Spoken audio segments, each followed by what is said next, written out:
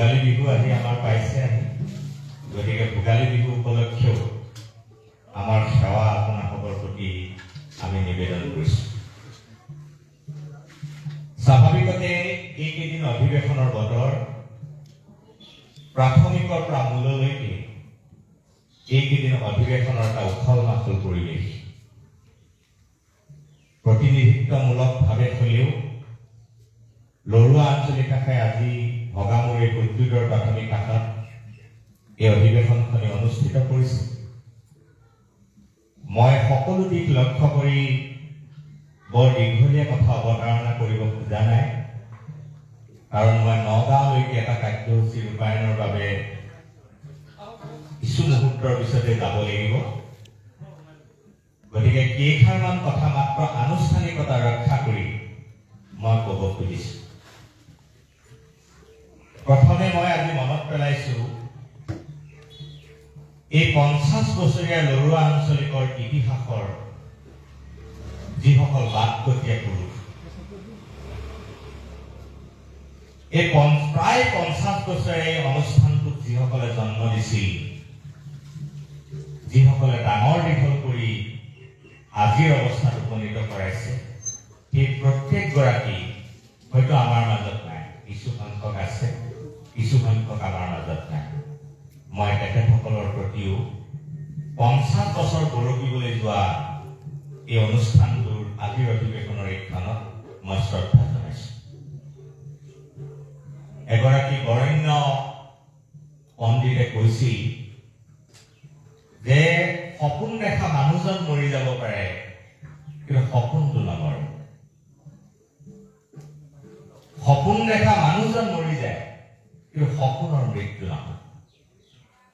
50 বছৰ আগত ইয়াক আঞ্চলিক একোখনৰ চিন্তা কৰা, প্ৰাথমিক একোখনৰ চিন্তা কৰা, গুৰু ধৰ্মৰ আদৰ্শৰ বন্তি জ্বলাবলৈ চিন্তা কৰা সেই মানুহজন হয়তো নাই, কিন্তু তেওঁৰ সপোনটো হাৰে আছে এই অঞ্চলত, এই নামঘৰত, এই পকা খুঁটাবিলাকত, হয়নে নহয়? যি নহওক তেওঁলোকক মই শ্ৰদ্ধা জনাইছোঁ। উইল ডুৰাণ্টে এটা বৰ ভাল কথা কৈছিল, মই মনত পেলাব খুজিছোঁ কথাটো। তেওঁ কৈছিলে যে সময়ে নষ্ট কৰিব নোৱাৰা বস্তু সংসাৰত মাত্ৰ 3টাই আছে। বাকী প্ৰতিটো বস্তুকে সময়ে এনেকৈ গ্ৰাস কৰে তাৰ সৌন্দৰ্য, তাৰ মহত্ব, তাৰ প্ৰভাৱ নাইকিয়া হৈ যায়। কিন্তু 3টা বস্তুক সময় চেকা লগাব নোৱাৰে, সময় তাৰ সৌন্দৰ্য নষ্ট কৰিব নোৱাৰে। সেই 3টা কথা ডুৰাণ্টে কৈছিল। প্ৰথমটো কৈছিল গ্ৰেট থটছ, মহৎ চিন্তা। সময় যিমান আগবাঢ়ি যায়, সময়ৰ যিমান অগ্ৰগতি হয়, সিমানে মহৎ চিন্তাবোৰ প্ৰাসংগিক হৈ গৈ থাকে। মহৎ চিন্তাবোৰৰ ঔজিল্য সিমানে বাঢ়ি গৈ থাকে। দ্বিতীয়টো কৈছিল গ্ৰেট আইডিয়া, মহৎ আদৰ্শ। আজি চাওক, 500 বছৰ আগত মহাপুৰুষ শ্ৰীমন্ত শংকৰদেৱে যি মহৎ চিন্তা আৰু মহৎ আদৰ্শ এৰি থৈ গ'ল, এই 500 বছৰৰ চলমান সময়ৰ প্ৰায়বোৰ বস্তু এতিয়া পাবলৈ নাই। সেই সময়ত প্ৰাসংগিক হৈ থকা বহু বস্তু এতিয়া নাই। ৰাজকীয় শাসন নাই, নহয়, বহু বস্তু নাই। কিন্তু সময় যিমান আগবাঢ়ি গৈছে, গুৰুজনাৰ মহৎ চিন্তা আৰু মহৎ আদৰ্শ প্ৰাসংগিক হৈ গৈ আছে। আৰু 3 নম্বৰটোৰ কথা কৈছে গ্ৰেট ইনফ্লুৱেঞ্চ, মহৎ প্ৰভাৱ। অৰ্থাৎ একোটা মহৎ চিন্তাই, একোটা মহৎ আদৰ্শই, একোটা মহৎ প্ৰভাৱে মানুহক এনেভাৱে প্ৰভাৱিত কৰে, এনেভাৱে মানুহক উদ্দীপিত কৰে যে সময়ৰ অগ্ৰগতিয়েও তাৰ একো সিন্ধেৰি ঘটাব নোৱাৰে। আৰু তাৰ প্ৰমাণ আমি গুৰুজনৰ আদৰ্শত আমি পাইছোঁ। আৰু সেইগৰাকী মহাপুৰুষ শ্ৰীমন্ত শংকৰদেৱ গুৰুজনাৰ আদৰ্শে আমি অনুপ্ৰাণিত একোটা অনুষ্ঠানৰ আমি সভ্য।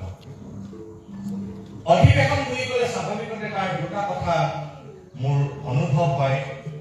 এটা হ'ল সংগঠন, য'ত আমাৰ ভিতৰৰ সাংবিধানিক কথা বতৰাবিলাকৰ আলোচনা। আৰু আন এটা অধিৱেশনৰ দিশ আছে, সেইটো হ'ল সামাজিক, অৰ্থাৎ কিছু কথা মুকলিকৈ পাতিবৰ কাৰণে, মুকলিকৈ চৰ্চা কৰিবৰ কাৰণে এটা সুযোগ বা পৰিৱেশ, যাৰ কাৰণে ইয়াত এখন মুকলি সভা অনুষ্ঠিত কৰা হয়। আচলতে মহাপুৰুষ শ্ৰীমন্ত শংকৰদেৱ গুৰুজনাৰ যিটো অৱদান আমাৰ জীৱনলৈ, আমাৰ চিন্তাত, আমাৰ আদৰ্শত গুৰুজনাৰ যিটো প্ৰভাৱ, এইটো আচলতে তুলনা কৰি বা কিবা মাপকাঠিৰে তাক জুখিব পৰা বস্তুৱেই নহয়। শংকৰদেৱ গুৰুজনাৰ আমাৰ মাজত কেনেকৈ আছে, মোৰ মনত পৰিছে এখন বিষয় শংকৰদেৱ নামৰ গ্ৰন্থত নগেন শইকীয়াচাৰ্যে এটা ধুনীয়া কথা লিখিছে যে শংকৰদেৱ আমাৰ মাজত এনেকৈ সোমাই আছে, যিসকলে শংকৰদেৱক মানে তেওঁলোক যেনেকৈ শংকৰদেৱৰ মাজত আছে, শংকৰদেৱক যদি কোনোবাই নামানেও নমনা সকলো শংকৰদেৱৰ প্ৰভাৱৰ পৰা মুক্ত নহয়। কাৰণ শংকৰদেৱে অসমত যিটো সামাজিক, সাংস্কৃতিক, আধ্যাত্মিক, ধৰ্মীয় বাতাবৰণ শংকৰদেৱে গঢ়ি তুলিলে, অসমীয়া মানুহক যিটো সংস্কৃত মূল্যবোধ, যিটো কালচাৰ ভেলু বুলি কয়, মহাপুৰুষ শ্ৰীমন্ত শংকৰদেৱে দিলে। শংকৰদেৱৰ ধৰ্ম লতাজনো তাৰ দ্বাৰা যেনেকৈ প্ৰভাৱিত, কোনোবাই শংকৰদেৱৰ ধৰ্ম বা আদৰ্শক অস্বীকাৰ কৰাজনেও সেই মূল্যবোধ, শংকৰদেৱে দি যোৱা সেই সাংস্কৃতিক বাতাবৰণ, শংকৰদেৱে দি যোৱা আধ্যাত্মিক বাতাবৰণৰ পৰা সেই শংকৰদেৱক নামানাজনেও তাৰ পৰা মুক্ত হ'ব নোৱাৰে। অৰ্থাৎ আমাৰ যিটো ব্যক্তি জীৱন, পাৰিবাৰিক জীৱন, সাংস্কৃতিক জীৱন, আধ্যাত্মিক জীৱন, তাৰ প্ৰতিটো অংশতে গুৰুজনাৰ আদৰ্শ, গুৰুজনাৰ প্ৰভাৱ, গুৰুজনাৰ চিন্তা তাৰ মাজত সোমাই আছে। আমি মোটামুটিভাৱে গুৰুজনাক আমি এগৰাকী ধৰ্মগুৰু ৰূপে, ধৰ্ম প্ৰচাৰক ৰূপে আমি জানো। মই এটা কথা আজি ক'ব খুজিছো বহু কথাৰ মাজৰ পৰা, যে গুৰুজনে আমাক এনেকুৱা এটা ধৰ্ম দিলে, যিটো ধৰ্ম আনবোৰ ধৰ্মগুৰুৱে প্ৰদান কৰা ধৰ্মীয় ব্যৱস্থাৰ পৰা সম্পূৰ্ণ বেলেগ। গুৰুজনে আমাক ধৰ্মৰ নামত কেৱল এটা উপাসনা পদ্ধতি দিয়া নাই। মই আকৌ কৈছো বাক্যটো, যে গুৰুজনে ধৰ্মৰ নামত কেৱল এটা উপাসনা পদ্ধতি আমাক দিয়া নাই। গুৰুজনাৰ ধৰ্মটো এটা highly develop art of living, উচ্চ বিকশিত জীৱন কলা। এজন মানুহক সুখী হবলৈ, এজন মানুহক সন্তুষ্টিত হবলৈ, এজন মানুহক পৰিপূৰ্ণভাৱে জীয়াই থাকিবলৈ, সাৰ্থক জীৱনৰ অনুভৱেৰে এজন মানুহক জীৱন যাপন কৰিবলৈ ভিতৰৰ পৰা আৰু বাহিৰৰ পৰা যি প্ৰেৰণা প্ৰয়োজন, সমল প্ৰয়োজন, inspiration from internal from external, দুয়োফালৰ পৰা মহাপুৰুষ শ্ৰীমন্ত শংকৰদেৱে আমাক দিছে। এটা ভাল লগা জীৱন মহাপুৰুষ শ্ৰীমন্ত শংকৰদেৱৰ আদৰ্শে আমাক দিছে।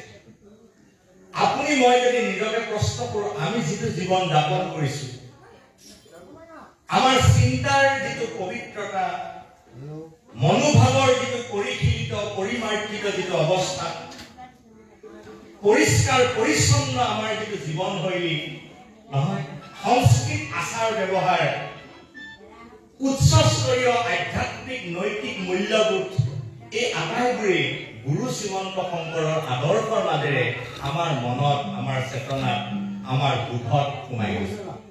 সেইকাৰণে শংকৰদেৱৰ ধৰ্মটো কেৱল এটা উপাসনা পদ্ধতি বুলি আমি ক'ব নোখোজো বা ক'ব নোৱাৰো। উপাসনা পদ্ধতিটো হয়েই, কিন্তু কেৱল উপাসনাই নহয়। গুৰুজনাই ধৰ্মটো, মই বিভিন্ন সভাত সেই কথাটো কৈছো, সেই কথাটো কৈ মই সামৰি মাৰিম যে গুৰুজনাৰ ধৰ্মত 4টা বস্তু একেলগে পায় এজন মানুহে। এজন মানুহে যদি একশৰণ হৰিনাম ধৰ্ম গ্ৰহণ কৰে, তেওঁ 4টা বস্তু একেলগে পাই যায়। গুৰুজনাৰ ধৰ্মত কি আছে? 4টা অন্য বিৰল বস্তু। প্ৰথম কথাটো হ'ল যে গুৰুজনাৰ ধৰ্মত আছে পৰম জ্ঞানৰ এক সাধনা। গুৰুজনাৰ ধৰ্মত আছে এটা বিশিষ্ট বিজ্ঞান। গুৰুজনাৰ ধৰ্মত আছে এটা উচ্চ জীৱন তলা গুৰুজনাৰ ধৰ্মত আছে এটা উত্তম মানৱ সংস্কৃতি। এজন মানুহে যদি একশৰণ হৰিনাম ধৰ্ম ল'লে একে সময়তে তেওঁ পৰম জ্ঞানৰ মুখামুখি হ'ল। পৰম জ্ঞান মানে কি? আত্মজ্ঞান। পৰম জ্ঞান আত্মজ্ঞান, যি জ্ঞানে এজন মানুহক ভগৱত প্ৰাপ্তিৰ ফালে লৈ যায় সেইটো পৰম জ্ঞান। যি জ্ঞানে মানুহক নিজৰ ক্ষুদ্ৰতা উপলব্ধি কৰায়, বিশ্ব ব্ৰহ্মাণ্ডত পৰম শক্তিৰ বিশালতা অনুভৱ কৰায় সেইটোৱে পৰম জ্ঞান। যি জ্ঞানে বৈষয়িক সংসাৰৰ অসাৰতা উপলব্ধি কৰায়, আধ্যাত্মিক জীৱনৰ সাৰস্বত ৰূপটো মানুহক উপলব্ধি কৰায় সেইটোৱে পৰম জ্ঞান। যি জ্ঞানে প্ৰকৃত সত্য শুদ্ধ নিত্য জগতখন আমাক চিনাকি কৰাই দিয়ে আৰু অসাৰ জগতখনৰ সম্পৰ্কে আমাক উপলব্ধি কৰাই দিয়ে সেইটোৱে পৰম জ্ঞান।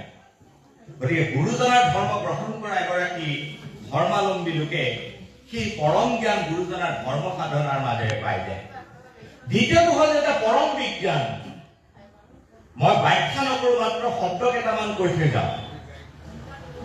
পৰম বিজ্ঞান মানে গুৰুজনাৰ আদৰ্শত, গুৰুজনাৰ ধৰ্মত বিজ্ঞানৰ চাৰিটা খুব গুৰুত্বপূৰ্ণ ধাৰা বিকাশ হৈছে। মই অকল কৈ থৈ যাব কিছু কথাকেইটা, কেতিয়াবা সময় পালে আলোচনা কৰিম। গুৰুজনাৰ ধৰ্মত কি আছে বিজ্ঞানৰ? প্ৰথমটো হ'ল আজিৰ পৃথিৱীত আটাইতকৈ যিটো প্ৰয়োজন, এনভাইৰনমেণ্টেল চায়েন্স, পাৰিপাৰ্শ্বিক বিজ্ঞান। মানুহ অকলে থাকিব নোৱাৰে। মানুহ থাকিবলৈ হ'লে প্ৰকৃতি জীয়াই থাকিব লাগিব, জীৱকুল জীয়াই থাকিব লাগিব, যিটো বায়'ডাইভাৰ্চিটি, জৈৱ বৈচিত্ৰ্য নহয়। আজিহে কৈছে যে এনিমেল ৰাইটছ, প্ৰাণীবোৰ জীয়াই থকাৰ অধিকাৰ আছে নহয়, আজি কোৱা নাই জানো? হিউমেন ৰাইটছৰ লগে লগে আজি কোৱা হৈছে যে এনিমেল ৰাইটছ। এনিমেল ৰাইটছৰ কাৰণে প্ৰথম ফাইট কৰা মানুহজন উত্তৰ পূৰ্বত কোন আছিল? যত দেখা ভূত প্ৰাণী সদে বিষ্ণু সেনমানি হিংসা ইপৰা উপকাৰ। কিবা লাগে নেকি তাতোতকৈ ডাঙৰ এনিমেল ৰাইটছ? এনভাইৰনমেণ্টেল চায়েন্স, বৃক্ষৰ পৰা বস্ত্ৰটিকাৰ পৰা প্ৰত্যেকটো প্ৰাণী জীয়াই থাকিব লাগিব, তেতিয়াহে মানৱ সভ্যতা জীয়াই থাকিব। এনভাইৰনমেণ্টেল চায়েন্স, পাৰিপাৰ্শ্বিক বিজ্ঞান। দ্বিতীয়টো আটাইতকৈ ডাঙৰ বিজ্ঞানৰ ধাৰা মহাপুৰুষে তেতিয়া আৰম্ভ কৰিলে, যিটোৰ ওপৰত এতিয়া ৰিচাৰ্চ হৈছে, সেইটো হ'ল ফিজিকেল চায়েন্স, শৰীৰ বিজ্ঞান। আজি দুটা বস্তুৰ ওপৰত খুব উচ্চ পৰ্যায়ত গৱেষণা হৈছে, য়োগা আৰু মাটি আখৰা। মোৰে লগৰ এগৰাকী সহকৰ্মীয়ে অলপ আগতে PhD পাইছে, মানে পতঞ্জলি য়োগা আৰু মাটি আখৰা এক কম্পেৰেটিভ ষ্টাডি।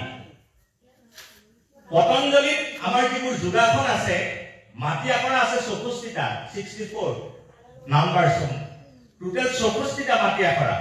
এই 64টা মাটি আখৰাত প্ৰায় 52টা যোগাসন মহাপুৰুষে তাত ভৰাই দিছে। এটা এটা মাটি আখৰাত 3টাৰ পৰা 4টা যোগাসন এটা এটা মাটি আখৰাৰ মাজত সোমাই আছে। অৰ্থাৎ এটা জাতিক স্বাস্থ্যৱান কৰি তুলিবৰ কাৰণে নহয়, স্বাস্থ্যৱান এখন সমাজ নিৰ্মাণ কৰিবৰ কাৰণে মহাপুৰুষে সেইটো বিকাশ কৰিছিল। বাকী নাম প্ৰসংগৰ পৰা, মাহ প্ৰসাদৰ পৰা সেইবোৰ কথা নাপাতিলোৱে, হাত চাপৰিটোলৈকে নহয় জানো? হাত চাপৰিটোৰ পৰা, মাহ প্ৰসাদৰ শৰাইখনৰ পৰা প্ৰত্যেকটো বস্তুতে বিজ্ঞান, ফিজিকেল চায়েন্স। তৃতীয় এটা বস্তু মহাপুৰুষ শ্ৰীমন্ত শংকৰদেৱে ধৰ্মৰ মাজেৰে আমাক দান কৰিলে, সেইটো কয় অধ্যাত্ম বিজ্ঞান, যাক কয় স্পিৰিচুৱেল চায়েন্স, অধ্যাত্ম বিজ্ঞান।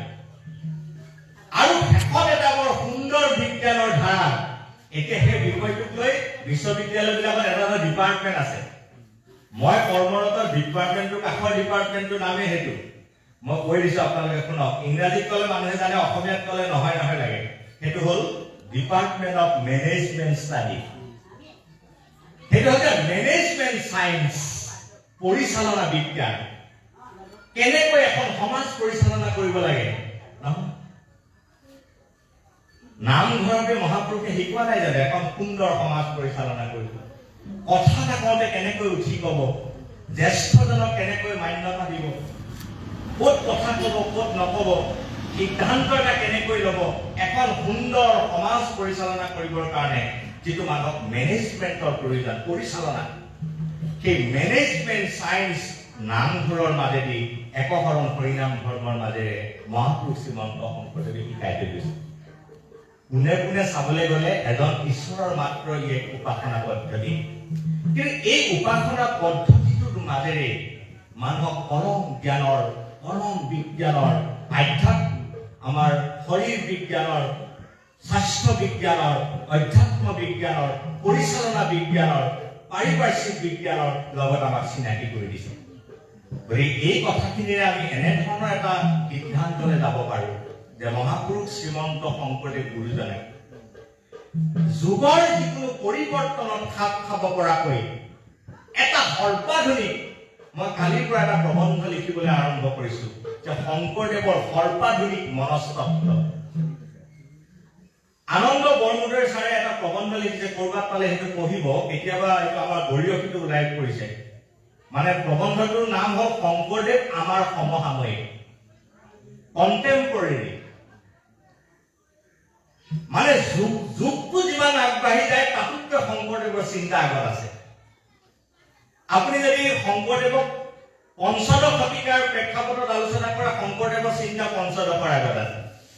একবিংশ শতিকাত আপুনি আলোচনা কৰক, একবিংশ শতিকাৰ আগত আছে। আজি ব্ৰহ্মাণ্ড বিজ্ঞানৰ যিবোৰ আলোচনা আপোনালোকে জানে, পদাৰ্থ বিজ্ঞানৰ অন্তৰ্গত ব্ৰহ্মাণ্ড তত্ত্ব, মাধৱদেৱে নাম ঘোষাতে গোবিন্দ গোবিন্দ গোবিন্দ ৰাম মুৰাৰী অনন্ত কোটি ব্ৰহ্মাণ্ডৰ সৰিয়নি কৰে।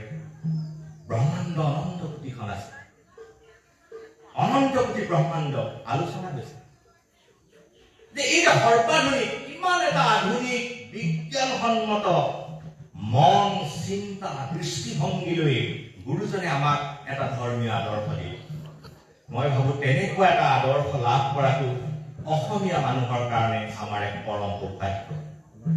আৰু শ্ৰীমন্ত শংকৰদেৱ সংঘই সেই আদৰ্শৰ আধাৰত এখন নতুন সমাজ, ভৱিষ্যতৰ সমাজ নিৰ্মাণৰ কাৰণে যিটো যাত্ৰা কৰি আহিছে, আজি প্ৰায় 93 ফালে আমি গৈছো।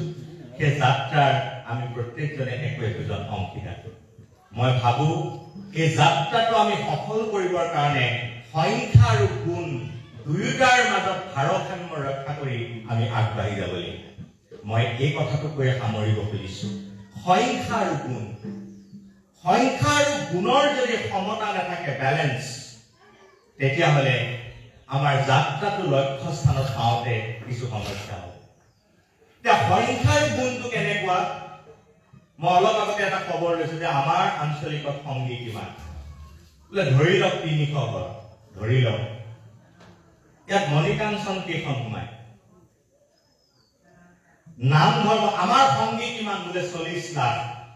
নাম ধৰ্ম কেইখন প্ৰকাশ কৰো মই জানো নহয়, 6 বছৰ নাম ধৰ্ম প্ৰকাশ কৰি কপি কিমান উলিয়াও মই জানো। যুৱকসকল, আমাৰ যুৱকৰ সংখ্যা কিমান? গাঁও বাহিনী এটা চেঞ্চাছ কৰিছিল, 14 লাখ, 14 লাখ যুৱকৰ সংখ্যা। ডেকাগিৰি আলোচনী কিমানটা কপি আমি বছৰত ছপা কৰো আৰু বিক্ৰী হয় আৰু কাৰ্যালয়ত থাকে, এই খবৰটো মই জানো। সংখ্যাবিলাকক আমি গুণলৈ নিব লাগিব। এটা কথা ঠিক, উপযুক্ত শিষ্যসকলেহে গুৰুজনাৰ আদৰ্শটো শুদ্ধ ৰূপত সংৰক্ষণ, সংবৰ্ধন কৰিব পাৰি। তাৰ কাৰণে কিন্তু উপযুক্ততাখিনি আনিব লাগিব। আমাৰ অনুষ্ঠানে কিন্তু সেইখিনি সুবিধা কৰি দিছে।